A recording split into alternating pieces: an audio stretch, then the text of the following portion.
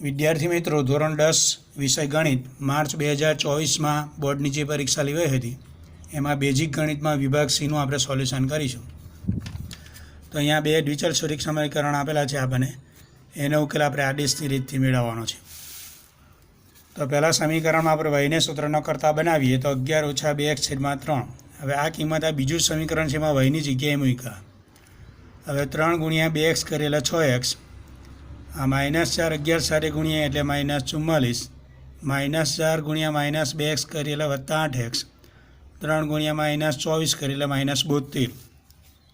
આ -44ને આ બાજુ લઈ ગયા એટલે +44. આ 14x બરાબર -28 એટલે x બરાબર -2. y બરાબર 11 - 2x/3 છે. એમાં xની જગ્યાએ આપણે એની કિંમત જે શોધી -2 તે મૂકી તો -2 × -2 કરીએ એટલે 4, 11 + 4 એટલે 15, 15/3 છેદ ઉડાય એટલે yની કિંમત આવી 5. x બરાબર -2 અને y બરાબર 5. હવે 39ની અંદર આપણે સમીકરણ યુગ્મનો ઉકેલ લોપની રીતથી મેળવવાનું કીધેલો છે. તો આ પહેલું સમીકરણ છે.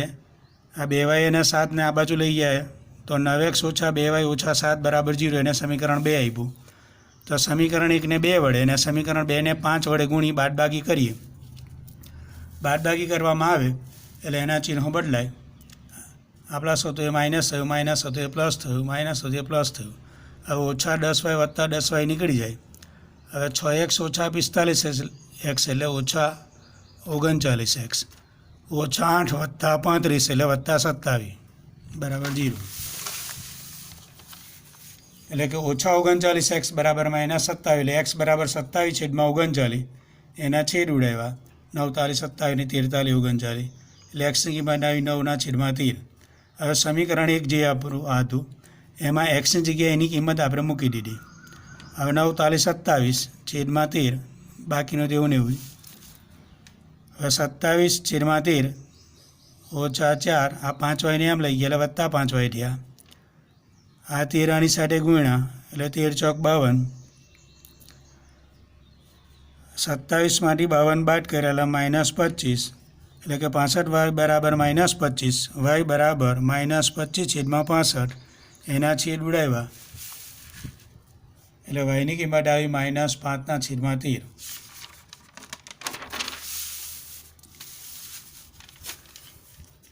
હવે 40માં 7 વડે વિભાજ્ય પ્રથમ 40 ધન પૂર્ણાંકોનો સરવાળો શોધવાનો છે. તો એની સમાંતર શ્રેણી 7, 14, 21, 28 એ રીતે આગળ આવે. એ એટલે કે પ્રથમ પદ એનું 7, ડી એટલે ડિફરન્સ, બીજા પદમાંથી પહેલું પદ બાદ કર્યું એટલે એની કિંમત આવી 7. પછી સૂત્ર છે SN બરાબર n/2 કૌંસમાં 2a + n - 1 × d. એમાં આપણે બધી કિંમતો મૂકી. 7 × 2 કર્યા એટલે 14, 40માંથી 1 બાદ કર્યા એટલે 39, 39 × 7 કર્યા એટલે 273, 273 + 14 કર્યા એટલે 287, 287 × 20 કર્યા એટલે 5740. પછી 41માં AB વર્તુળનો વ્યાસ છે, વર્તુળનું કેન્દ્ર 2 - 3 અને B 1 4 છે. તો બિંદુ એના યામ શોધવાના છે. તો એવી મધ્યબિંદુના યામ માટેનું સૂત્ર છે x1 + x2/2, y1 + y2/2. એમાં કિંમત મૂકી 2 - 3. હવે આના પહેલાં સાથે આનું પહેલી સરખામણી કરી એટલે 2 બરાબર x + 1/2, 2 × 2 કરી એટલે 4, x1 + 1 બરાબર 4 એટલે કે x બરાબર 3. આમાં 2 × -3 કર્યા એટલે -6 એટલે y + 4 બરાબર -6 એટલે y બરાબર -10 એટલે કે એના યામ 3 - 10. પછી 42માં બિંદુઓ 4 - 1 અને -2 - 3ને જોડતા રેખાખંડના ત્રિભાગ બિંદુઓના યામ મેળવવાના છે. તો એની આપણે આકૃતિ દોરી. રેખાખંડ AB એના યામ 4 - 1 અને બીના યામ -2 - 3 એને જોડતા રેખાખંડ ABના ત્રિભાગ બિંદુઓ P અને Q છે.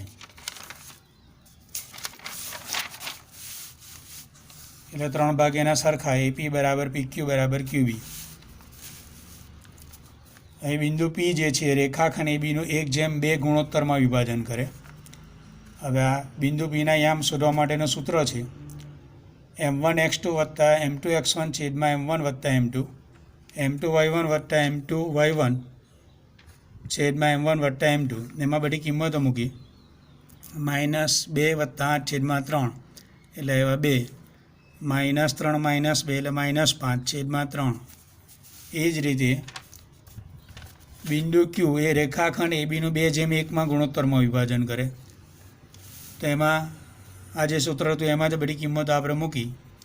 તો -4 વત્તા 4 એટલે 0 થઈ ગયા.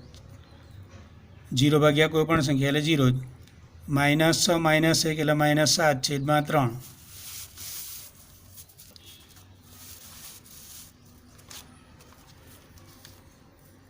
પછી 43માં સાબિત કરો કે વર્તુળની બહારના બિંદુમાંથી વર્તુળને દોરેલા સ્પર્શકોની લંબાઈ સમાન હોય છે.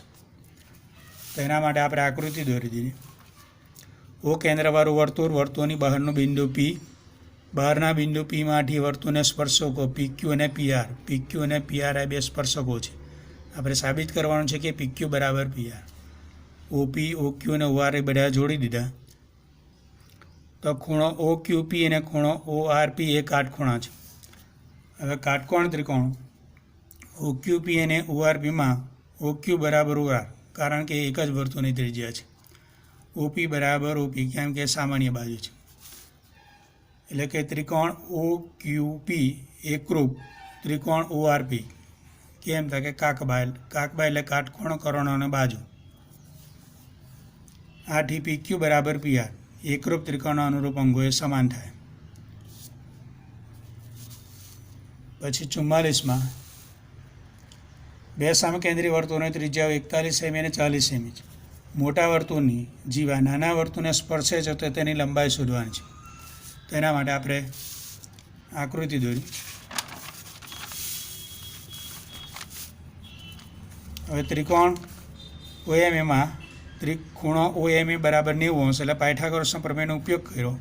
AM² વત્તા OM² બરાબર OA². OMની કિંમત 40 મૂકી, 40² કર્યો એટલે 1600, 41² કરેલો 1681, 1600 આ બાજુ લઈ ગયા માઇનસ થયા, 1681માંથી 1600 બાદ કર્યા એટલે 81. AM² કિંમત 81 એટલે AM બરાબર 9. હવે AB બરાબર 2M છે. એમની કિંમત 9 મૂકી, 9 ગુણ્યા 2 કર્યા એટલે 18, એટલે કે જીવાની લંબાઈ 18 સેમી.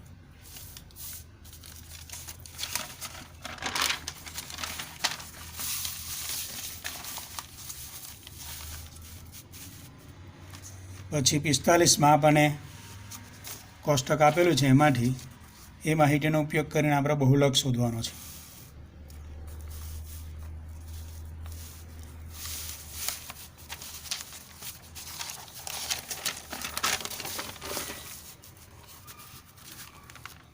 તો બહુલક શોધવાનું સૂત્ર બહુલક Z બરાબર L વત્તા F1 માઇનસ F0 છેદમાં 2F1 minus F0 minus F2 કૌંસ પૂરો ગુણ્યા H. એમાં L એટલે કે બહુલકી વર્ગની અધસીમા. તો બહુલકી વર્ગ આપણો 35 થી 45 છે, એની અધસીમા એ 35. F1 એટલે કે બહુલક વર્ગની આવૃત્તિ 23 છે. F0 એટલે બહુલકના વર્ગના આગળના વર્ગની આવૃત્તિ 21, એટલે અહીંયા 21 લખ્યા. 2 ગુણ્યા F1ની કિંમત 23, F0ની કિંમત 21, F2ની કિંમત 14, બહુલક વર્ગના પછીના વર્ગની આવૃત્તિ. H એટલે વર્ગ લંબાઈ, તો અહીં વર્ગ લંબાઈ 10 છે. 23માંથી 21 બાદ કર્યા એટલે 2, અહીંયા 23 × 46, એમાંથી -21 -14 એટલે 11 થયા. 10 ગુણ્યા 2 કરેલ 20, 20 ભાગ્યા 11 કરીએ એટલે 1.82. 35 વત્તા 1.82 કર્યા એટલે 36.82. પછી 46મું છે. તો એક ગલામાં 50 પૈસાના 100 સિક્કા, 1 રૂપિયાના 50 સિક્કા, 2 રૂપિયાના 20 સિક્કા, 5 રૂપિયાના 10 સિક્કા છે.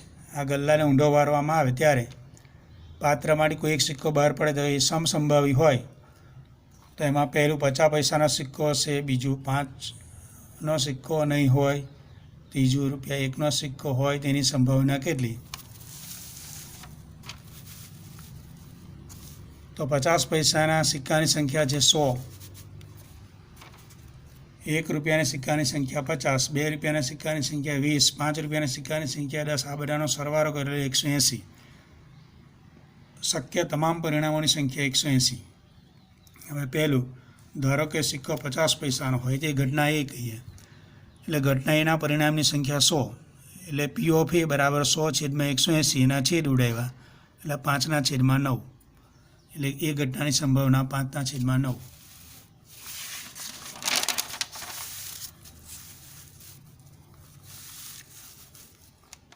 હવે બીજું, ધારો કે 5 રૂપિયાનો સિક્કો ન હોય તે ઘટના બી છે, ઘટના બીના પરિણામની સંખ્યા 170, તો પી ઓફ બી બરાબર 170/180, અંશ અને છેદ માટે 0 0 કાઢી નાખીએ, એટલે પી ઓફ બી બરાબર 17/18. ત્રીજો છે, ધારો કે 1 રૂપિયાનો સિક્કો હોય તે ઘટના સી છે, તો ઘટના સીના પરિણામોની સંખ્યા 50, એટલે પી ઓફ સી બરાબર 50/180, 0 0 કાઢી નાખેલા 5/18, એટલે પી ઓફ સીની કિંમત 5/18. જે લોકોએ હજુ સુધી ચેનલને સબસ્ક્રાઈબ ના કરી હોય, ચેનલને સબસ્ક્રાઈબ અવશ્ય કરજો. વિડીયોને લાઇક અને શેર કરજો. અસ્તુ.